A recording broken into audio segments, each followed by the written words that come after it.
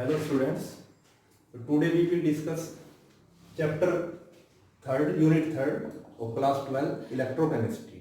देखिए ये यूनिट 3 है आपकी। इससे पहले यूनिट सॉल्यूशन कराई थी हमने आपको, उसे यूनिट 1 बोला था क्योंकि रिसेंटली जो है सीबीएसई का सिलेबस चेंज हो चुका। सॉलिड स्टेट चैप्टर 1 ऐड हो चुका, वो चैप्टर नंबर 1 हो गया आपका, यूनिट नंबर 1। पिछले साल वो चैप्टर आपका ऐड नहीं था, उससे पहले भी था, तो वो इस साल फिर ऐड हो चुका, तो वो चैप्टर नंबर 1 हो जाता है हमारा। चैप्टर नंबर 2 हमारा solution and chapter number 3 electrochemistry. तो सबसे पहले इलेक्ट्रोकेमिस्ट्री इस यूनिट में हम देखिए क्या होता है। इलेक्ट्रोकेमिस्ट्री में क्या होता है, ये केमिस्ट्री की ब्रांच है जिसमें हम केमिकल एनर्जी को किस तरीके से इलेक्ट्रिकल एनर्जी में चेंज करते हैं, या इलेक्ट्रिकल एनर्जी किस तरीके से केमिकल एनर्जी में चेंज होती है, उसकी स्टडी करते हैं। इसमें जो इलेक्ट्रोकेमिस्ट्री चैप्टर है हमारा, ये मेन जो टॉपिक है इस चैप्टर में, हम इलेक्ट्रोकेमिकल सेल, उसके बाद electrode potential, standard electrode potential, standard hydrogen electrode, electrochemical series, Nernst equation, आपका conduction, conductance, Kohlrausch law, Faraday law, commercial batteries, corrosion, ये मेन इंपॉर्टेंट टॉपिक इस चैप्टर में हम पढ़ते हैं। तो सबसे पहले हम स्टार्ट करते हैं। सबसे पहला जो टॉपिक होता है हमारा इसमें वो है इलेक्ट्रोकेमिकल सेल।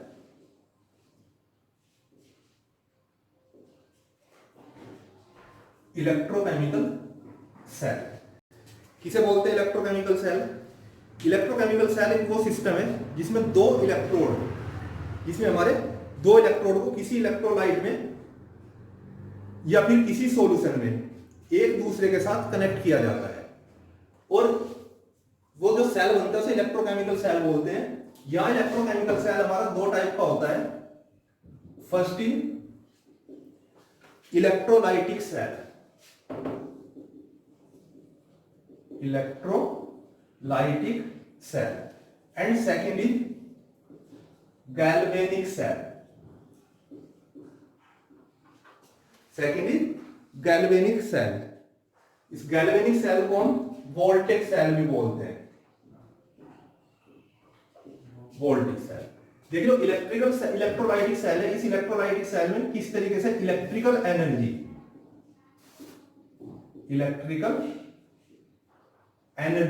किस तरीके से केमिकल एनर्जी में चेंज होती है,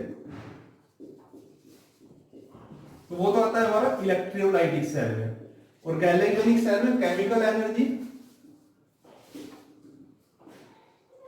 किस तरीके से इलेक्ट्रिकल एनर्जी में चेंज होती है, वो आता है हमारा गैल्वेनिक सेल में। मेनली इस चैप्टर में हम इस टॉपिक के बारे में पढ़ते हैं, गैल्वेनिक सेल के। थोड़ा सा मैं इलेक्ट्रोलाइटिक सेल के बारे में आपको बता देता हूं। इलेक्ट्रोलाइटिक सेल में क्या होता है, इलेक्ट्रोलाइटिक सेल में हमारे दो इलेक्ट्रोड एक ही सॉल्यूशन में डिप किए जाते हैं। जनरली दो हमारे इलेक्ट्रोड है, एनोड कैथोड, और एक ही सॉल्यूशन में डिप किया जाता है और उन्हें बैटरी से हम जोड़ देते हैं। इसमें बाहर से इलेक्ट्रिक करंट प्रोवाइड किया जाता है और तब जाके वो इलेक्ट्रिकल एनर्जी केमिकल एनर्जी में कन्वर्ट होती है। और जो हमारा गैल्वेनिक सेल है, जो वोल्टिक सेल, ये केमिकल एनर्जी को इलेक्ट्रिकल एनर्जी में चेंज करता है। इसमें बाहर से एनर्जी प्रोवाइड नहीं की जाती है, सेल के अंदर एनर्जी प्रोवाइड होती है, फिर वो केमिकल एनर्जी को इलेक्ट्रिकल में चेंज करती है।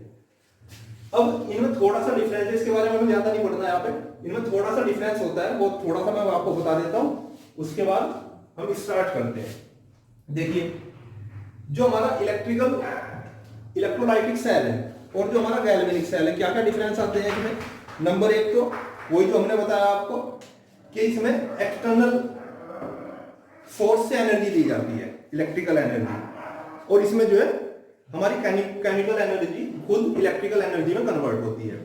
जो हमारा इलेक्ट्रोलाइटिक सेल है, इसमें हमारा पॉजिटिव इलेक्ट्रोड जो है वो एनोड होगा, ये चीज आगे हम पढ़ेंगे अभी। और इसमें जो हमारा नेगेटिव इलेक्ट्रोड है वो हमारा एनोड होता है।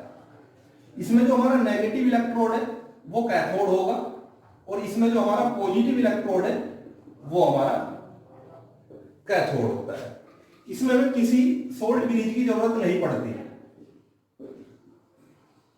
और इसमें हमें सोल्ट ब्रिज की जरूरत पड़ती है, उसका फंक्शन आपको अभी बताया जाएगा। इसमें दो इलेक्ट्रोड एक ही सॉल्यूशन में डिप किए जाते हैं, और इस वाले में 2 इलेक्ट्रोड डिफरेंट सॉल्यूशन में डिप किए जाते हैं। तो अब आप आ जाइए इस पे, इलेक्ट्रो गैल्वेनिक सेल और वोल्टिक सेल क्या होता है देखिए जरा।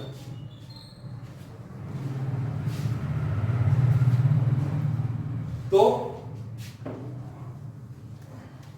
स्टूडेंट्स सबसे पहले हमारा गैल्वेनिक सेल और वोल्टिक सेल, इस हेडिंग को मैं एक बार यहां पे डालता हूं, गैल्वेनिक सेल और वोल्टिक सेल। देखिए भाई, वो डिवाइस जो हमने अभी बताया केमिकल एनर्जी को इलेक्ट्रिकल एनर्जी में चेंज करती है, उसे हम गैल्वेनिक सेल बोलते हैं। और गैल्वेनिक सेल का जो कॉमन एग्जांपल होता है, सबसे कॉमन एग्जांपल वो होता है हमारा Daniell cell. Daniell cell, Daniell cell, या फिर जो हमारी कमर्शियल बैटरीज होती हैं, आपकी लेड स्टोरेज बैटरी, आपका ड्राई सेल, तो वो सब के सब हमारे जो है इसमें आपके गैल्वेनिक सेल में ही आते हैं। तो डैनियल सेल देखिए, सबसे पहले क्या होता है डैनियल सेल में। डैनियल सेल में इसमें एक हमारे पास, सपोज हम इसे जिंक कॉपर सेल भी बोलते हैं, क्योंकि इसमें जो इलेक्ट्रोड लिए जाते हैं वो जिंक और कॉपर के लिए जाते हैं। इसमें क्या है, सपोज ये एक हमारे पास जिंक सल्फेट का सॉल्यूशन है, हम जिंक के किसी भी सॉल्ट का सॉल्यूशन लेते हैं, zinc sulphate, zinc chloride, zinc nitrate, और उसमें जिंक की रोड हमने डिप कर दी। एक दूसरा हमारे पास ये हमारा हाफ सेल बन जाता है, इतना कहलाता है हाफ सेल। एक दूसरा हाफ सेल हमारे पास कॉपर सल्फेट का सॉल्यूशन है, और इसमें हमने कॉपर की रोड डिप कर देते हैं। ये हमारी कॉपर की रोड है और ये हमारी जिंक रोड है। ठीक, दोनों जो हाफ सेल बनते हैं हमारे, इन दोनों हाफ सेल को एक अमीटर, एक मेटेलिक वायर अमीटर से हम उसे जोड़ते हैं। जब हम इसे अमीटर से जोड़ते हैं तो इसमें क्या होता है कि जो ये जिंक रोड है, जिंक की रोड से इलेक्ट्रॉन फ्री होते हैं, Zn 2 पॉजिटिव में कन्वर्ट हो जाता है और 2 इलेक्ट्रॉन इससे लूज होते हैं। तो इस पर इधर ऑक्सीडेशन की रिएक्शन होती है, ये इधर हुआ ऑक्सीडेशन, और ऑक्सीडेशन जिस इलेक्ट्रोड पर होगा वो कहलाएगा एनोड। एनोड, यहां से इलेक्ट्रॉन फ्री हुए, वो इलेक्ट्रॉन हमारे इस पर आए, यहां से गए हमारे इधर, यहां, ठीक है, यहां हमारे इलेक्ट्रॉन आए, इधर कॉपर सल्फेट का सॉल्यूशन है, उस कॉपर सल्फेट के सॉल्यूशन में Cu2 पॉजिटिव आयन है, वो Cu2 पॉजिटिव आयन इन इलेक्ट्रॉन को गेन करते हैं और वो कन्वर्ट हो जाते हैं Cu। तो Cu2 पॉजिटिव आयन उन 2 इलेक्ट्रॉन को गेन करने के बाद किस में कन्वर्ट हो जाते हैं, Cu में। ये क्या हुआ, ये हुआ हमारा रिडक्शन, जिसमें इलेक्ट्रॉन ऐड होते हैं रिडक्शन, जिसमें इलेक्ट्रॉन लूज होते हैं ऑक्सीडेशन। ये एनोड पर हुआ, ये क्या हुआ हमारा कैथोड पर। जब यहां ये, तो ये हमारा क्या हो गया एनोड, और ये हमारा क्या बन जाता है कैथोड।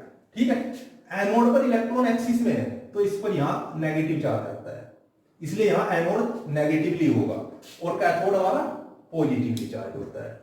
तो ये 2 हाफ सेल रिएक्शन इसमें कंप्लीट होती है, ऑक्सीडेशन एनोड पर, इलेक्ट्रॉन लूज होंगे, रिडक्शन कैथोड पर, इलेक्ट्रॉन गेन होंगे। हम दोनों को प्लस कर देते हैं, 2 इलेक्ट्रॉन से 2 इलेक्ट्रॉन हमारे कैंसिल हो जाते हैं, इधर का इधर और उधर का उधर लिख देते हैं हम, तो ये बन जाता है हमारा Zn plus Cu2 positive is equal to Zn2 positive plus C। ये सेल रिएक्शन कहलाती है, ये है सेल रिएक्शन, और ये एक रिडॉक्स रिएक्शन होगी जिसमें रिडक्शन और ऑक्सीडेशन दोनों प्रोसेस साइमल्टेनियसली होती हैं। आप देखिए यहाँ Zn का Zn2 पॉजिटिव में क्या हुआ, oxidation, number of oxidation state बढ़ती है, और यहाँ Cu2 पॉजिटिव का Cu में क्या हुआ, रिडक्शन। तो ये एक रिडॉक्स रिएक्शन होगी, तो इस रिडॉक्स रिएक्शन के रिजल्ट से हमें केमिकल एनर्जी हमारी इलेक्ट्रिकल एनर्जी में चेंज हुई। कितनी इलेक्ट्रिकल एनर्जी में चेंज हुई, तो एमीटर की जो रीडिंग है वो बताएगी हमें कितना करंट बना, कितने वोल्ट करंट बना। इलेक्ट्रॉन फ्लो इधर था इस डायरेक्शन में, हमने पढ़ा है फिजिक्स में, अगर इलेक्ट्रॉन फ्लो इधर होगा हमारा तो करंट फ्लो अपोजिट डायरेक्शन में होता है। तो कितना करंट फ्लो हुआ वो हमारा यहां से आ जाएगा, ये पॉइंटर हमें बताएगा कितने वोल्ट करंट बना। तो इधर इलेक्ट्रॉन फ्लो हुआ, इस डायरेक्शन में करंट फ्लो हुआ। अब एक चीज ध्यान देंगे हम, जब हमारा इलेक्ट्रॉन फ्लो इधर हुआ तो सारे हमारे इलेक्ट्रॉन धीरे धीरे करके इधर जाते हैं। थोड़ी देर बाद क्या होगा, इधर इलेक्ट्रॉन की डेंसिटी बढ़ जाएगी, ठीक है, इधर कैटायंस की डेंसिटी बढ़ जाएगी, जिंक आयन की, तो वो करंट बनना बंद हो जाता है। अब वो उस प्रोसेस को कंटिन्यू हम करना चाहते हैं, हम करना पड़ेगा हमें कंटिन्यू, लगातार अगर हमें करंट चाहिए तो उसके लिए हमें क्या करना पड़ेगा, हम एक यू शेप ट्यूब, ये हम एक यू शेप ट्यूब दोनों इलेक्ट्रोड्स के बीच में लगा देते हैं। इस ट्यूब के अंदर भरा जाता है सोल्ट, और इसे सोल्ट ब्रिज बोलते हैं। और इस ट्यूब के अंदर कौन सा सोल्ट भरा जाता है, जैसा आपका KCl, KNO3, वो डिपेंड करता है इन सॉल्यूशन पर, ये सॉल्यूशन किस चीज के हैं, तो वो उस पर डिपेंड करता है। सपोज हमने KCl का सॉल्यूशन लिया, और सोल्ट ब्रिज का फंक्शन क्या होता है, सोल्ट ब्रिज न्यूट्रलिटी बनाए रखता है, न्यूट्रलिटी बनाए रखता है जिससे कि कंटिन्यूअसली हमें करंट मिलता रहे। वो कैसे होगा, सपोज हमने KCl भरा हुआ है इसमें, तो K पॉजिटिव और Cl नेगेटिव आयन, या आप इधर K पॉजिटिव आयन लीजिए, इधर Cl नेगेटिव, ये K पॉजिटिव पोटेशियम आयन हमारे इधर जाएंगे, क्लोराइड आयन हमारे इधर जाएंगे। तो जो पोटेशियम आयन हमारे हैं वो जो इलेक्ट्रॉन्स का डेंसिटी हाई है उसे न्यूट्रलाइज कर देते हैं, क्लोराइड आयन इधर आ जाते हैं हमारे, वो कैटायन को हमें न्यूट्रलाइज करते हैं। तो सोल्ट ब्रिज जो है ये क्या काम करता है, सोल्ट ब्रिज का मेनली 2 वर्क है। एक तो ये इस सर्किट को कंप्लीट करता है, it complete the electrical circuit, and secondly it maintain the electrical neutrality of 2 half cell solutions. तो ये हमारा इलेक्ट्रोकेमिकल सेल है। अब रिप्रेजेंटेशन ऑफ इलेक्ट्रोकेमिकल सेल देखिए, अब इस इलेक्ट्रोकेमिकल सेल को हमें रिप्रेजेंट करना है। हमारे पास क्वेश्चन आते हैं न्यूमेरिकल, पेपर में भी आते हैं, हमें करने पड़ेंगे आगे, तो उसमें इतना बड़ा फिगर नहीं दिया जाएगा आपको। इस इतने बड़े फिगर को हम दूसरे तरीके से रिप्रेजेंट करते हैं, एक छोटे तरीके से, और आपको क्वेश्चन में ऐसे ही आएगा। तो इसे कैसे रिप्रेजेंट किया जाता है, देखिए ये तो हमारी सेल रिएक्शन है, इस सेल ये सेल रिएक्शन थी हमारी Zn plus Cu2 positive is equal to Zn2 positive plus Cu, ये हमारी सेल रिएक्शन है। इस सेल में जो हुई, जिसके हमें केमिकल एनर्जी इलेक्ट्रिकल में चेंज हुई, सबसे पहले हम इसमें ऑक्सीडेशन रिडक्शन छाटते हैं। ऑक्सीडेशन हुआ हमें किसका, Zn का Zn2 पॉजिटिव में, क्योंकि 0 से +2 ऑक्सीडेशन स्टेट हो गई। और रिडक्शन किसका हुआ, Cu2 पॉजिटिव का Cu में, क्योंकि +2 से 0 हो गई, तो ये रिडक्शन हुआ। तो हम क्या करते हैं, सबसे हम लेफ्ट साइड में लिखते हैं ऑक्सीडेशन, Zn का Zn2 पॉजिटिव में ऑक्सीडेशन हुआ, इस तरीके से स्लैश लगाकर। और रिडक्शन राइट साइड में लिखा जाएगा, Cu2 पॉजिटिव का किसमें हुआ, Cu में रिडक्शन हुआ। बीच में 2 डंडे लगा देते हैं, ये रिप्रेजेंट करते हैं। देखिए ये तो करता है, मतलब जिंक की रॉड थी, जिंक का कोई सॉल्यूशन था, जिंक के सोल्ट का, एक तरफ दूसरा इलेक्ट्रोड जो था हमारा कॉपर की रॉड थी, कॉपर का कोई सॉल्यूशन था, ठीक है। जिंक पर हुआ ऑक्सीडेशन, मतलब इसने इलेक्ट्रॉन लूज करे, और इधर हुआ हमारा क्या, रिडक्शन, इसने गेन करे। ये 2 डंडे रिप्रेजेंट करते हैं सोल्ट ब्रिज को, मतलब हमारे दोनों जो सॉल्यूशन थे वो सोल्ट ब्रिज से जुड़े हुए थे। तो इधर ऑक्सीडेशन हुआ, इधर रिडक्शन हुआ। और रिडक्शन हमने बताया, जैसे इस वाले सेल में हमारा रिडक्शन जो हुआ था इधर हुआ था, और ये क्या था, कैथोड। तो रिडक्शन होता है कैथोड पर, और ऑक्सीडेशन किस पर होता है, एनोड पर। और कैथोड क्या होता है, पॉजिटिवली चार्ज, और एनोड क्या होता है हमारा, नेगेटिवली चार्ज। तो इस पूरे फिगर को, इस पूरे सेल को हम इस तरीके से रिप्रेजेंट कर सकते हैं।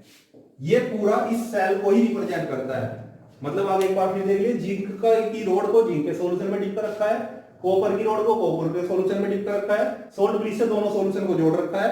जब हमारा सर्किट पूरा हुआ तो जिंक पर ऑक्सीडेशन हुआ, लेफ्ट साइड में हमेशा ऑक्सीडेशन लिखा जाएगा, इसका मतलब जिंक पर ऑक्सीडेशन हुआ, और कॉपर पर हमारा रिडक्शन हुआ। ये एनोड हो जाता है हमारा, ये कैथोड हो जाता है, ये नेगेटिव चार्ज हो जाता है, ये पॉजिटिव चार्ज हो जाता है। जैसे हमारा इससे रिलेटेड एक क्वेश्चन है आपका एक्सरसाइज का, क्वेश्चन नंबर 3। क्वेश्चन नंबर 3 है इस चैप्टर का आपका एक्सरसाइज का, और ये जो क्वेश्चन नंबर 3 है इसमें पूछा गया है, देखिए कि हमें ये रिएक्शन दी Zn plus 2Ag positive aqueous solution है कोई is equal to Zn2 positive aqueous solution है और प्लस 2Ag। देखिए ये रिएक्शन गिवन है। अब इस रिएक्शन में हमें तीन चीज पूछी जाती है। पहला पूछा गया है विच of the electrode is negatively charge, मतलब दो इलेक्ट्रोड है जिंक और सिल्वर, इनमें नेगेटिवली चार्ज इलेक्ट्रोड कौन है। अच्छा, सेकंड पूछा गया carriers of the current in the cell, current किधर से किधर गया। जैसे इस वाले सेल में हमारा करंट किधर से किधर गया था, करंट फ्लो इधर से हुआ था copper two zinc, copper two zinc, या ये कह लीजिए कैथोड टू एनोड, या ये कह लीजिए रिडक्शन टू ऑक्सीडेशन, मतलब इधर से रिडक्शन से ऑक्सीडेशन की तरफ, कैथोड से एनोड की तरफ। जब ये सेल रिप्रेजेंट करते हैं तो राइट साइड से लेफ्ट साइड की तरफ हमारा करंट जाता है, ये करंट फ्लो इधर हुआ ऐसे, इलेक्ट्रॉन फ्लो उधर हुए। तो इसमें पूछा एक तो हमें नेगेटिवली चार्ज कौन है, करंट किधर से किधर गया, और हर एक इलेक्ट्रोड पर अलग अलग रिएक्शन लिखिए। तो सबसे पहले हम क्या करते हैं, ये हमें सेल रिएक्शन गिवन है, जैसे ये सेल रिएक्शन गिवन थी, हम इसका सेल बनाएंगे। उसके लिए हमें पहले ऑक्सीडेशन रिडक्शन छांटना पड़ेगा। Zn का Zn2 पॉजिटिव में क्या होगा, ऑक्सीडेशन, Ag पॉजिटिव का Ag में क्या होगा, रिडक्शन। ठीक, अब हम सेल बना लेंगे। हम लेफ्ट साइड में लिखते हैं ऑक्सीडेशन, जिसका जिसमें हुआ Zn का Zn2 पॉजिटिव में ऑक्सीडेशन हुआ, और राइट साइड में हम रिडक्शन लिखते हैं Ag पॉजिटिव सिल्वर इलेक्ट्रोड का Ag में रिडक्शन हुआ हमारा। आप 2 मोल के लिखना चाहो लिख लो, ना लिखना चाहे ना लिखो। सोल्ट ब्रिज से जुड़ा हुआ सॉल्यूशन है। इधर क्या है हमने बताया अभी, ऑक्सीडेशन, इधर क्या है हमारा रिडक्शन, या ये क्या होता है हमारा कैथोड, और ये क्या होता है एनोड। ये इधर क्या होता है पॉजिटिव चार्ज, इधर क्या होता है नेगेटिव चार्ज। करंट किधर जाता है, राइट टू लेफ्ट। तो इससे हमें सब पता चल जाएगा, आपके सारे क्वेश्चन के जितने भी पार्टल्स के आंसर आ जाएंगे। एक वर्ड याद रखना आप, लोन, LOAN। हम लोन लेते हैं मकान बनाने के लिए, गाड़ी लेने के लिए, लोन। इसका मतलब है लेफ्ट साइड जो है, लेफ्ट साइड में ऑक्सीडेशन होगा, एनोड पर होगा, और नेगेटिवली चार्ज होगा एनोड। समझ गए। जैसे इसमें जिंक, हमारा जिंक पर ऑक्सीडेशन होगा, जिंक एनोड होगा, और जिंक नेगेटिवली चार्ज होगा। जैसे ये वाला था हमारा, इसमें भी ऐसे ही सेम। ठीक है। तो इस क्वेश्चन में हमारे पर क्या क्या पूछा गया था। फर्स्ट पार्ट था which of the electrode is negatively charge. तो कौन नेगेटिवली चार्ज इलेक्ट्रॉन है, इलेक्ट्रोड है zinc, zinc electrode. Second, carriers of the current in the cell, cell किधर से किधर गया, इधर से इधर, Ag to zinc, silver to zinc हमारा करंट गया। और आप थर्ड पार्ट है, इसमें अलग अलग रिएक्शन लिखिए। तो अलग अलग रिएक्शन हम लिख देंगे। ऑक्सीडेशन इसका हुआ Zn का Zn2 positive plus 2 electron, reduction हुआ Ag पॉजिटिव का Ag, इसमें इलेक्ट्रॉन लेफ्ट साइड में आएगा। ठीक है, ये हमारा ऑक्सीडेशन हुआ, ये हमारा रिडक्शन हुआ, ये एनोड पर हो गया, ये हमारा कैथोड पर हो जाता है। तो इस तरीके से किसी इलेक्ट्रोकेमिकल सेल को रिप्रेजेंट किया जाता है। जैसे एक दो क्वेश्चन में आपको एक दो रिएक्शन और देता हूं, उसमें हम देखते हैं करके। तब तक आप लोग इसका स्क्रीनशॉट ले सकते हैं, ऐसे नोट कर सकते हैं। देखिए, एक सपोज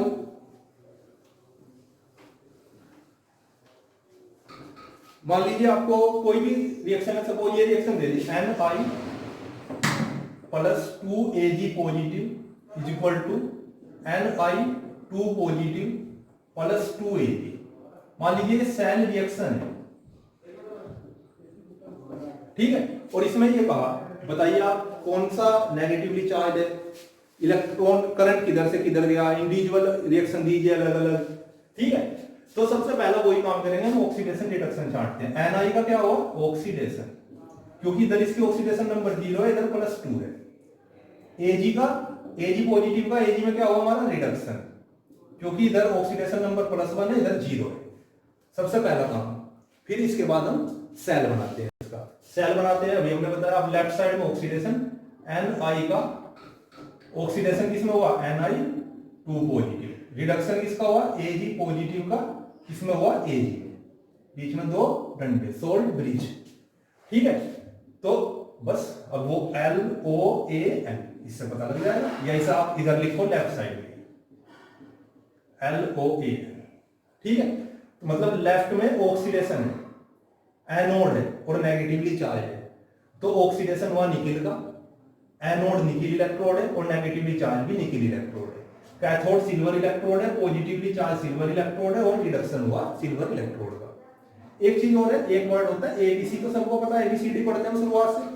सबसे पहला एबीसी, इसका मतलब एबीसी भी ध्यान रहे आप लोगों के, एनोड कैथोड बीच में ब्रिज, एनोड कैथोड और बीच में सोल्ट ब्रिज। तो इस तरीके से हम किसी को यह सेल रिएक्शन गिवन है कि इस सेल के अंदर ये सेल रिएक्शन हो, इसका सेल रिप्रेजेंट करिए या उसमें करंट बताइए किधर से हो गया। इसमें करंट जाएगा सिल्वर टू निकिल, इलेक्ट्रॉन जाएंगे निकिल टू सिल्वर। कौन नेगेटिवली चार्ज है कौन पॉजिटिवली चार्ज है तो वो बता सकते हैं।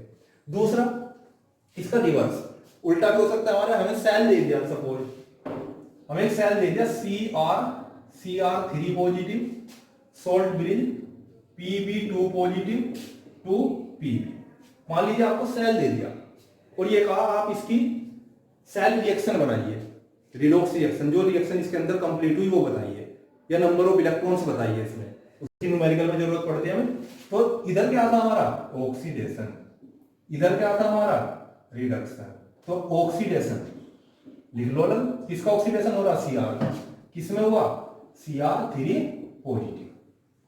कितने इलेक्ट्रॉन आएंगे, राइट साइड में पॉजिटिव चार्ज ज्यादा है तो 3 इलेक्ट्रॉन राइट साइड में आते हैं। ऑक्सीडेशन में हमेशा इलेक्ट्रॉन राइट साइड में लिखे जाते हैं। और ये ऑक्सीडेशन किस पर होता है, एनोड पर, ठीक है। फिर रिडक्शन, और रिडक्शन किस पर होता है, कैथोड पर। किसका रिडक्शन हुआ Pb2 पॉजिटिव का, किसमें हुआ Pb। कितने इलेक्ट्रॉन आएंगे 2 इलेक्ट्रॉन, 2 पॉजिटिव चार्ज आता है। तो ये इक्वेशन 1 हो जाती है, ये इक्वेशन 2 हो जाती है। दोनों को प्लस कर देते हैं। अब जैसे हम क्लास 11 का रिडॉक्स रिएक्शन चैप्टर में बैलेंस करते थे आई इलेक्ट्रॉन मेथड से, पहले इलेक्ट्रॉन बराबर करते हैं दोनों के। इन दोनों में इलेक्ट्रॉन बैलेंस नहीं है, यहाँ 3 इलेक्ट्रॉन है, इसमें 2 इलेक्ट्रॉन है, तो क्रॉस मल्टीप्लाई कर देंगे इलेक्ट्रॉन बैलेंस करने के लिए। तो इस वाले को तो हम कितने से मल्टीप्लाई कर देते हैं 2 से, इस वाले को कितने से कर देते हैं 3 से। तो 3 2 जा 6 और 2 3 जा 6, इधर का इधर आ जाता है उधर का उधर, तो ये 2 से मल्टीप्लाई हो रहा है, ध्यान दें पूरी रिएक्शन में। ये बन जाएगा 2Cr ऊपर वाली में प्लस Pb, इसमें 3 से मल्टीप्लाई हो रहा है 3Pb2 positive equal to 2Cr3 positive और प्लस 3 P। तो ये इस सेल की सेल रिएक्शन होगी। जैसे इस सेल रिएक्शन से सेल बनाया था हमने, तो इस सेल से हमने सेल रिएक्शन बनाई। तो इस तरीके से हम सेल रिएक्शन बनाते हैं। तो ये आपका इलेक्ट्रोकेमिकल सेल है। अब इसमें जो हमारा नेक्स्ट टॉपिक आता है इलेक्ट्रोकेमिकल सेल के बाद, वो आता है इलेक्ट्रोड पोटेंशियल। देखिए इलेक्ट्रोड पोटेंशियल क्या होता है, इसे आप नोट कर सकते हैं।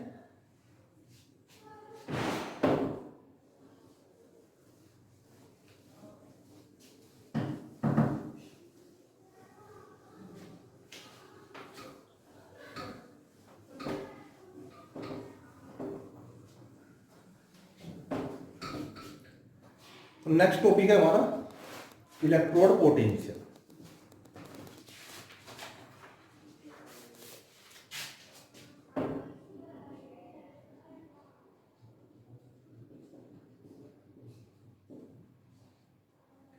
ई, कैपिटल ई से रिप्रेजेंट किया जाता है। क्या होता है इलेक्ट्रोड पोटेंशियल? इलेक्ट्रोड पोटेंशियल में अगर हम किसी मेटल की रोड को, सपोज ये हमारी कोई मेटल की रोड है और उसी के सोल्ट, जैसे जिंक की रोड है, जिंक सल्फेट का सॉल्यूशन हो, या कॉपर की रोड है, कॉपर सल्फेट का सॉल्यूशन हो, या सिल्वर की रोड है, सिल्वर नाइट्रेट का सॉल्यूशन हो, तो किसी मेटल की रोड को अगर हम उसी के सोल्ट में डिप करते हैं, ठीक है, तो क्या होता है इस रोड पर एक चार्ज आ जाता है। इस रोड पर चार्ज आ जाएगा या तो पॉजिटिव या नेगेटिव। मान लीजिए इस रोड पर पॉजिटिव चार्ज आया, किस पर पॉजिटिव आता है किस पर नेगेटिव अभी बताया जाएगा आपको। अभी आप आगे एक इलेक्ट्रोकेमिकल सीरीज पढ़ते हैं, तो उस सीरीज में जो हमारी हाइड्रोजन से नीचे वाली मेटल होती है उन पर आता है पॉजिटिव चार्ज, और जो हाइड्रोजन से ऊपर वाली मेटल है उन पर आएगा निगेटिव चार्ज। तो वो बताएंगे अभी आपको। तो मेटल की रोड पर पॉजिटिव चार्ज आया, तो उस पॉजिटिव चार्ज को बैलेंस करने के लिए, और पॉजिटिव चार्ज कहां से आया, ये पॉजिटिव चार्ज इसलिए आया क्योंकि ये मेटल थी, मेटल ने, ठीक है, एन इलेक्ट्रॉन लूज करे, तो इसके ऊपर N पॉजिटिव चार्ज आ जाएगा, N इलेक्ट्रॉन, ठीक, ऑक्सीडेशन हुआ मान लीजिए इस पर। तो उस चार्ज को बैलेंस करने के लिए उतना ही सॉल्यूशन में उसके चारों तरफ क्या आ जाएगा, नेगेटिव चार्ज आ जाएगा। तो एक पोटेंशियल डिफरेंस हो जाता है इनके बीच में, उस पोटेंशियल डिफरेंस को हम इलेक्ट्रोड पोटेंशियल बोलते हैं। अब जैसे मान लीजिए सपोज ये ऑक्सीडेशन हुआ, तो ये ऑक्सीडेशन पोटेंशियल कहलाएगा। अगर Mn पॉजिटिव किसी पे रिडक्शन हो रहा है, उसने N इलेक्ट्रॉन गेन कर लिए, M में चेंज हो गया, तो वो फिर उसका जो पोटेंशियल आता है वो रिडक्शन पोटेंशियल कहलाता है। अगर ऑक्सीडेशन होता है ऑक्सीडेशन पोटेंशियल, वहां रिडक्शन हो रहा है मतलब इलेक्ट्रॉन गेन हो रहे, तो फिर वो रिडक्शन पोटेंशियल कहलाता है। जैसे इसके दो एग्जांपल ये मान लीजिए, एक ये अगर हमने जिंक की रोड और जिंक सल्फेट के सॉल्यूशन में हम डिप करते हैं, ये हमारी जिंक की रोड है और जिंक सल्फेट का सॉल्यूशन है, तो जिंक की रोड पर ऑक्सीडेशन होता है, ये अपने इलेक्ट्रॉन लूज करता है, ठीक है, और ये Zn2 पॉजिटिव आयन में चेंज हो जाता है इलेक्ट्रॉन निकालने के बाद। तो इस पर निगेटिव चार्ज आएगा, निगेटिव, और इस रोड के चारों तरफ सॉल्यूशन में उतना ही जिंक आयन का पॉजिटिव चार्ज आएगा। तो एक पोटेंशियल क्रिएट हो जाता है जिसे हम इलेक्ट्रोड पोटेंशियल कहेंगे। अगर मान लीजिए हमारे पास कॉपर की रोड है, ये कॉपर सल्फेट का सॉल्यूशन है और इसमें हमने कॉपर की रोड डिप कर दी, तो जब हम कॉपर की रोड डिप करते हैं तो जो कॉपर सल्फेट के सॉल्यूशन में Cu2 पॉजिटिव आयन है, उन Cu2 पॉजिटिव आयन से इलेक्ट्रॉन गेन करके, वो Cu2 positive ion electron gain करके और किस में चेंज हो जाते हैं, Cu में। तो यहां पर आएगा इस पर पॉजिटिव चार्ज, तो सॉल्यूशन के चारों तरफ निगेटिव चार्ज आ जाता है, पोटेंशियल क्रिएट हो जाता है। उस पोटेंशियल को ही हम क्या बोलते हैं, इलेक्ट्रोड पोटेंशियल बोलते हैं। तो इलेक्ट्रोड पोटेंशियल जब किसी मेटल की रोड को उसी के सोल्ट में डिप करते हैं तो रोड पर एक चार्ज क्रिएट हो जाता है, जिसे बैलेंस करने के लिए सॉल्यूशन में उसके चारों तरफ उतना ही अपोजिट चार्ज आ जाता है, उस जिससे पोटेंशियल डिफरेंस जो डेवलप होता है, उस पोटेंशियल डिफरेंस को ही हम इलेक्ट्रोड पोटेंशियल कहते हैं, ई से रिप्रेजेंट किया जाता है। इसके बाद छोटी छोटी सी दो तीन टर्म्स है, इलेक्ट्रोड पोटेंशियल, सेकंड होता है आपका standard electrode potential, standard electrode potential, इसे ई नोट से रिप्रेजेंट करते हैं, स्टैंडर्ड इलेक्ट्रोड पोटेंशियल ई नोट। ये क्या होता है भाई, देखिए इलेक्ट्रोड पोटेंशियल तो हमने बताया किसी मेटल की रोड को उसी के सोल्ट में डिप कर दिया, बस स्टैंडर्ड में क्या है, स्टैंडर्ड वैल्यूज होती हैं। स्टैंडर्ड वैल्यू मतलब सॉल्यूशन का टेम्परेचर, ये जो इलेक्ट्रोड पोटेंशियल है, इलेक्ट्रोड पोटेंशियल टेम्परेचर, सॉल्यूशन की कंसंट्रेशन, मेनली इन चीजों पर डिपेंड करता है, और charge of metal cation, charge, और नेचर ऑफ मेटल इलेक्ट्रोड।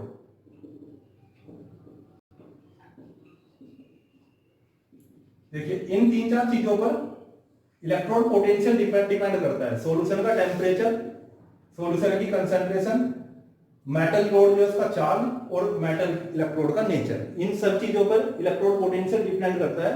तो अगर हम टेम्परेचर, हमारा स्टैंडर्ड टेम्परेचर, और स्टैंडर्ड टेम्परेचर कितना होता है 25 डिग्री सेल्सियस, अगर हम इसे केल्विन में चेंज करते हैं तो कितना हो जाएगा 298 केल्विन, और हमारा जो कंसंट्रेशन है सॉल्यूशन की वो 1 मोलैरिटी का कंसंट्रेशन हो, तो फिर जो हमारा पोटेंशियल क्रिएट होता है वो स्टैंडर्ड इलेक्ट्रोड पोटेंशियल कहलाएगा। मींस अगर फिर हम कोई हमारे पास सॉल्यूशन है और इस सॉल्यूशन की कंसंट्रेशन कितनी है, ये 1 मोलैरिटी का सॉल्यूशन है, और इस सॉल्यूशन का टेम्परेचर कितना है 298 केल्विन।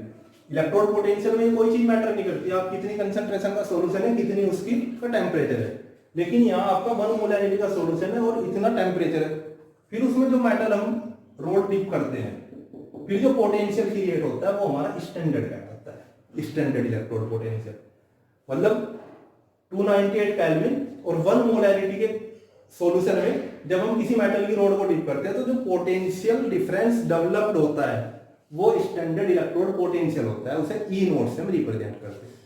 सेकंड,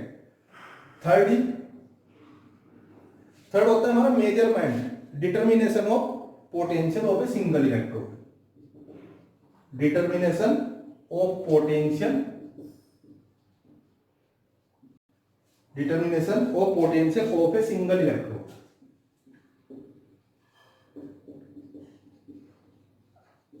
देखिए किसी सिंगल इलेक्ट्रोड का पोटेंशियल डिटरमाइन करना नहीं हो सकता। किसी सिंगल इलेक्ट्रोड का पोटेंशियल डिटरमाइन अकेले नहीं किया जा सकता। उसके लिए हमें इलेक्ट्रोकेमिकल सेल की जरूरत पड़ती है, और उस इलेक्ट्रोकेमिकल सेल के जो ईएमएफ वैल्यू होती है, हमारी इलेक्ट्रोमोटिव फोर्स, जो हमारी रीडिंग आती है वोल्टमीटर से, उस रीडिंग की हेल्प से E cell is equal to E cathode minus E anode, ये हमारा फॉर्मूला होता है। ये जो सेल का ईएमएफ है वो डिफरेंस होता है, एल्जेब्रिक डिफरेंस होता है कैथोड और एनोड का। या हमने अभी बताया था आपको कि जब हम सेल रिप्रेजेंट करते हैं तो कैथोड राइट साइड में लिखा जाता है, एनोड लेफ्ट साइड में लिखा जाता है। तो जनरली हम इसे E R minus E L, E right minus E left भी बोल देते हैं, इससे रिप्रेजेंट करते हैं। तो इस फॉर्मूले की हेल्प से हम किसी इलेक्ट्रोड का इलेक्ट्रोड पोटेंशियल निकालते हैं। अब किसी इलेक्ट्रोड का इलेक्ट्रोड पोटेंशियल निकालने के लिए फॉर्मूला अप्लाई करते हैं। ये वैल्यू तो हमें पता चलती है हमारे एमीटर की रीडिंग से। राइट और लेफ्ट, इन दोनों में से किसी एक इलेक्ट्रोड का पोटेंशियल हमें निकालना, तो उसके लिए दूसरे का हमें पता होना चाहिए। तो जिस दूसरे इलेक्ट्रोड का पोटेंशियल हमें पता होता है उसे कहा जाता है स्टैंडर्ड हाइड्रोजन इलेक्ट्रोड। देखिए नेक्स्ट टॉपिक है हमारा स्टैंडर्ड हाइड्रोजन इलेक्ट्रोड और normal hydrogen electrode. Single electrode का इलेक्ट्रोड पोटेंशियल हम इस फॉर्मूले से निकालते हैं, और उसके लिए हमने जैसे कि अभी आपको बताया, एक हमें ऐसे इलेक्ट्रोड की जरूरत पड़ती है जिसकी वैल्यू ऑलरेडी हमें पता हो। मान लीजिए हमें ई आर, राइट में जो हमारा इलेक्ट्रोड है उसका पोटेंशियल हमें निकालना है, लेफ्ट वाले की वैल्यू हमें पता है, तो हम इलेक्ट्रोकेमिकल सेल बनाते हैं। ई सेल हमारा रीडिंग आती है वोल्टमीटर से, तो फॉर्मूले में वैल्यू पुट करके हम उसका इलेक्ट्रोड निकालते हैं। तो जिस इलेक्ट्रोड की वैल्यू हमें ऑलरेडी पता है उसे रेफरेंस इलेक्ट्रोड बोला जाता है, और उसका एग्जांपल स्टैंडर्ड हाइड्रोजन इलेक्ट्रोड। उसमें हम स्टैंडर्ड हाइड्रोजन इलेक्ट्रोड को लेते हैं, स्टैंडर्ड हाइड्रोजन इलेक्ट्रोड, और it is also called NHE। NHE means normal hydrogen electrode. Standard hydrogen या नॉर्मल हाइड्रोजन इलेक्ट्रोड उसे बोलते हैं। इसमें क्या होता है भाई, क्या होता है स्टैंडर्ड हाइड्रोजन इलेक्ट्रोड? इसमें प्लेटिनम का वायर, जिसमें नीचे प्लेटिनम की कोटेड लगी होती है, और ये एक ग्लास ट्यूब में सील्ड होता है। इसमें यहां से हाइड्रोजन गैस पास करते हैं 1 एटमॉस्फेरिक प्रेशर पर। Standard hydrogen, normal hydrogen electrode standard condition और नॉर्मल कंडीशन एक जैसी होती है, टेम्परेचर उनमें सेम होता है। प्रेशर नॉर्मल में हम एटमॉस्फेयर की जगह बार में ले सकते हैं, और बार में और एटमॉस्फेयर में बहुत थोड़ा सा फर्क होता है। केवल 1 एटमॉस्फेयर इक्वल टू कितना होता है 1.013 बार। तो ये लगभग इक्वल वैल्यू है, इसलिए नॉर्मल स्टैंडर्ड इलेक्ट्रोड और नॉर्मल हाइड्रोजन इलेक्ट्रोड और स्टैंडर्ड हाइड्रोजन इलेक्ट्रोड एक ही लिया जाता है। तो हाइड्रोजन गैस पास करते हैं 1 एटमॉस्फेयर पर, और ये हमारा प्लेटिनम का वायर है, और ये platinum coated with platinum black है,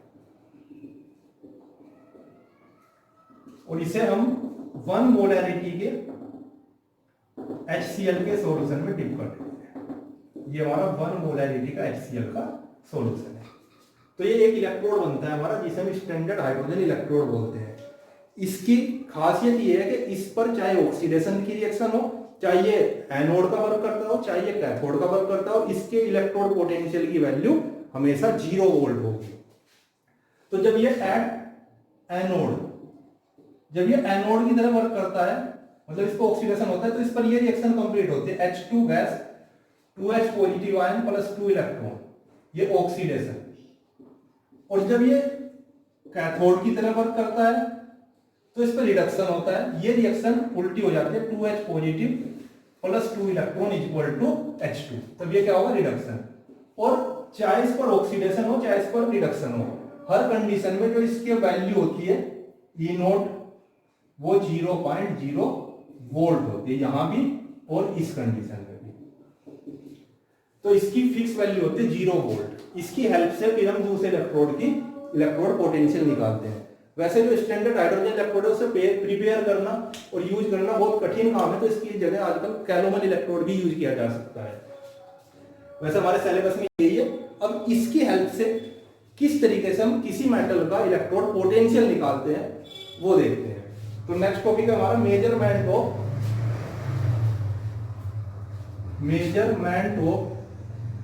standard electrode potential, E node, measurement of standard electrode potential.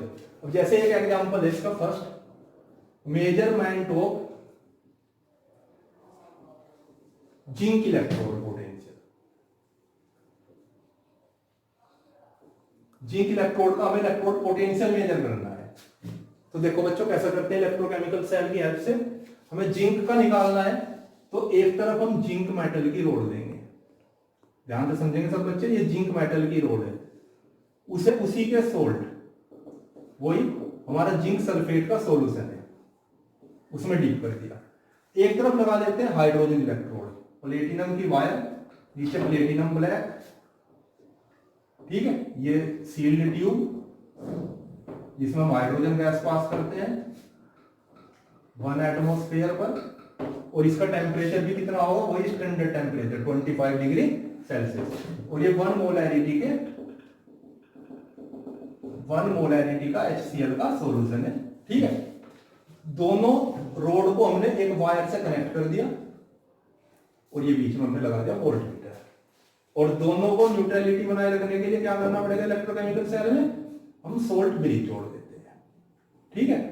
तो जब हमारा सर्किट पूरा होता है, तो सर्किट जब, तो वोल्टमीटर का साइन हमें ये बताता है कि किधर से किधर करंट गया। मान लीजिए वोल्टमीटर का साइन इधर आया, इस साइड, तो इसका मतलब इधर से इधर करंट फ्लो हुआ, करंट फ्लो इधर से इधर हुआ।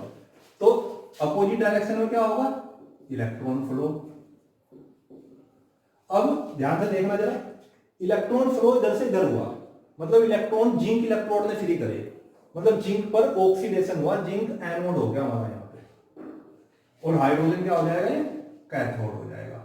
तो जिंक एट एनोड, एनोड कौन हुआ, जिंक इलेक्ट्रोड, 2 इलेक्ट्रॉन फ्री करे इसने, Zn2 पॉजिटिव आयन में चेंज हो गया 2 इलेक्ट्रॉन, वो इलेक्ट्रॉन गए इधर वायर से, ठीक है, इधर हाइड्रोजन इलेक्ट्रोड है, तो उसने यहां काम किसका किया, कैथोड का, उसने कैथोड का वर्क किया, और जब कैथोड का वर्क करता है तो ये रिएक्शन होगी, 2H पॉजिटिव में उन 2 इलेक्ट्रॉन को गेन किया और किस में चेंज हो जाता है, H2 में, ये इक्वेशन नंबर 2 होगी।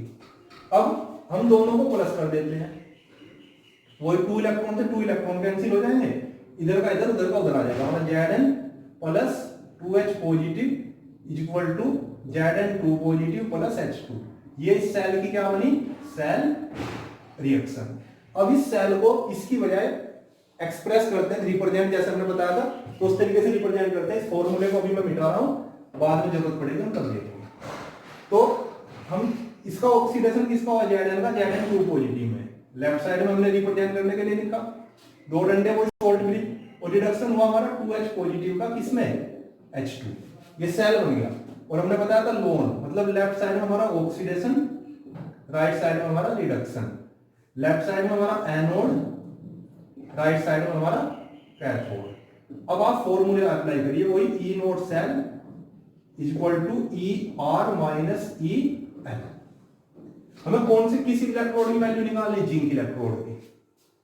ई नोड सेल की रीडिंग हमारी यहां से आएगी वोल्टमीटर से, मान लीजिए वो रीडिंग आई हमारी 0.76 वोल्ट, जिंक कितनी होती है, तो मान लीजिए रीडिंग है 0.76 वोल्ट। ER इस सेल में जिंक इलेक्ट्रोड राइट में या लेफ्ट में, लेफ्ट में है, तो हमें EL की वैल्यू निकालनी है, लेफ्ट इलेक्ट्रोड की। राइट में कौन है, हाइड्रोजन इलेक्ट्रोड, और हाइड्रोजन इलेक्ट्रोड की तो वैल्यू कितनी होती है हर कंडीशन में, 0 वोल्ट। तो ER तो हमारा कितना हो गया, 0। EL हमें निकालना है, तो EL आ जाएगा हमारा माइनस 0.76 वोल्ट। तो जिंक इलेक्ट्रोड की जो वैल्यू हमारी वो कितनी आई, 0.76 वोल्ट आई। इसी तरीके से आप एक एग्जांपल और देखिए, जैसे जिंक इलेक्ट्रोड का निकाला हमने, तो इस बार हम आपको कॉपर इलेक्ट्रोड का निकाल कर दिखाते हैं। Example number 2, measurement of copper electrode potential. देखिए, अगर हमें कॉपर का निकालना तो हम कॉपर की रोड दे देते हैं, कॉपर की रॉड और वही कॉपर सल्फेट का सॉल्यूशन, और इधर वही हाइड्रोजन इलेक्ट्रोड, प्लेटिनम का वायर, इसे हमने सील्ड वेसल में कर दिया, हाइड्रोजन गैस 1 एटमॉस्फेरिक प्रेशर पर, और ये 1 मोलैरिटी का हमारा HCl का सॉल्यूशन है। दोनों को हमने वोल्टमीटर से जोड़ दिया और सोल्ट ब्रिज से जोड़ दिया। ठीक है, अब जब सर्किट पूरा होता है, मान लीजिए इस बार करंट इधर गया, ठीक है, कॉपर टू हाइड्रोजन, यहां हमारा गया था हाइड्रोजन टू जिंक, तो इस बार हमने इस वाला एग्जांपल ले लिया कि ये वाला, तो हमारा करंट गया इधर से इधर, तो इलेक्ट्रॉन जाएंगे हमारे हाइड्रोजन से कॉपर की तरफ। अब जब हाइड्रोजन से कॉपर की तरफ इलेक्ट्रॉन फ्लो हुए तो हाइड्रोजन ने इलेक्ट्रॉन फ्री करे, तो ऑक्सीडेशन इस बार हाइड्रोजन पर हुआ। ठीक है, तो ऑक्सीडेशन किस पर हुआ? हाइड्रोजन पर। और जब हाइड्रोजन पर ऑक्सीडेशन होता है तो हमने रिएक्शन बताई थी आपको, ये इक्वेशन 1। तो रिडक्शन ये हमारा हो गया एनोड। ठीक है, इस बार ये हमारा क्या बन जाता है? एनोड हो जाएगा इस बार। और रिडक्शन जो हमारा हुआ वो किस पर हुआ? कॉपर पर। कॉपर सल्फेट के सॉल्यूशन में Cu2 पॉजिटिव आयन जो प्रेजेंट है, जो इलेक्ट्रॉन आए वो उन्हें गेन करने के बाद इसमें चेंज हो जाते हैं Cu में। तो ये हमारा क्या हुआ? कैथोड। अब वही दोनों को प्लस कर दो, 2 इलेक्ट्रॉन से 2 इलेक्ट्रॉन कैंसिल, इधर का इधर उधर का उधर, तो क्या बनी सारी reaction? H2 plus Cu2 positive equal to 2H positive plus Cu। ये क्या बनेगी? Cell reaction. अब इसकी हेल्प से हम क्या बनाएंगे? सेल, इस तरीके से सेल। तो ऑक्सीडेशन किसका हुआ इसमें? H2 का। किसमें हुआ? 2H पॉजिटिव, सोल्ट ब्रिज से जुड़ा हुआ था। रिडक्शन किसका हुआ? Cu2 पॉजिटिव का। किसमें हुआ? Cu में। तो फॉर्मूला अप्लाई करो वही, E naught cell is equal to ER minus EL। E naught cell कहां से पता चलेगा? यहां से जो रीडिंग आएगी हमारी वोल्टमीटर से, मान लीजिए वो रीडिंग आई हमारी 0.34 वोल्ट, और ER EL राइट और लेफ्ट, राइट में कॉपर इलेक्ट्रोड है, लेफ्ट में हाइड्रोजन इलेक्ट्रोड है। यहां पे मत जाइए, यहां पे नहीं, इस सेल को जो रिप्रेजेंट करते हैं यहां पे देखेंगे हम, इस सेल को रिप्रेजेंट करते हैं। ठीक है, तो यहां देखेंगे, यहां हमारा, क्योंकि इधर हमेशा हमारा रिडक्शन होगा, इधर हमेशा हमारा जो है कैथोड होगा, नेगेटिवली चार्ज होगा। इस सेल को जब हम रिप्रेजेंट करते हैं, हमें किसकी वैल्यू निकालनी? Copper electrode. कॉपर इलेक्ट्रोड कहां है हमारा? राइट में, तो राइट वाले की तो वैल्यू इस बार हमें निकालनी है, कॉपर इलेक्ट्रोड की। और लेफ्ट में हमारा कौन है? हाइड्रोजन। हाइड्रोजन की हमें पता होती है कितनी होती है, 0 में। तो ER जो हमारा आ जाएगा यहां से कितना आ जाएगा? प्लस का हो जाएगा 0.34 वोल्ट। ठीक है, या हम इसे ऐसे भी लिख सकते हैं, कॉपर इलेक्ट्रोड का पोटेंशियल निकालना था हमें, तो Cu2 positive to C 0.34 volt. तो जिंक इलेक्ट्रोड पोटेंशियल इतना आया, कॉपर का इलेक्ट्रोड पोटेंशियल हमारा इतना आया। तो इस तरीके से हम एक करके सारी मेटल्स का इलेक्ट्रोड पोटेंशियल निकाल सकते हैं, हाइड्रोजन का स्टैंडर्ड मान। और फिर हम नेक्स्ट वीडियो में पढ़ेंगे कि जब इन इलेक्ट्रोड पोटेंशियल को निकालते हैं उसके बाद उनकी एक सीरीज बनाई जाती है, इंक्रीजिंग ऑर्डर में रखते हैं, उस सीरीज को इलेक्ट्रोकेमिकल सीरीज बोलते हैं, और उस सीरीज से बहुत सारी चीजें हमें पता चलती है।